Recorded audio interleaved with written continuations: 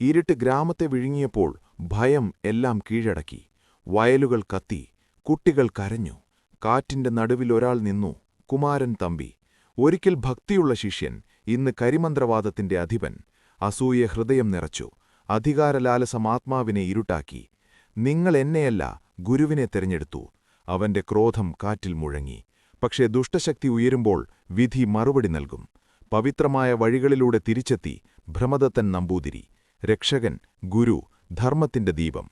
സമുദ്രം പോലെ ശാന്തൻ, യാഗാഗ്നി പോലെ ശക്തൻ. തെറ്റിച്ചുപോയ തന്റെ ശിഷ്യന്റെ മുമ്പിൽ അദ്ദേഹം നിന്നു. കുമാര, ധർമ്മമില്ലാത്ത ശക്തി നാശം മാത്രമാണ്. പക്ഷേ ക്രോധം കേൾക്കില്ല. ഇരുട്ടും ദിവ്യപ്രകാശവും ഏറ്റുമുട്ടി. ഗുരുവും ശിഷ്യനും, ജ്ഞാനവും പ്രതികാരവും.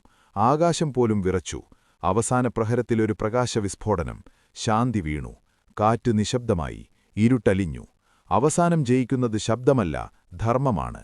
അഹങ്കാരം വീഴുമ്പോൾ സമാധാനം തിരികെ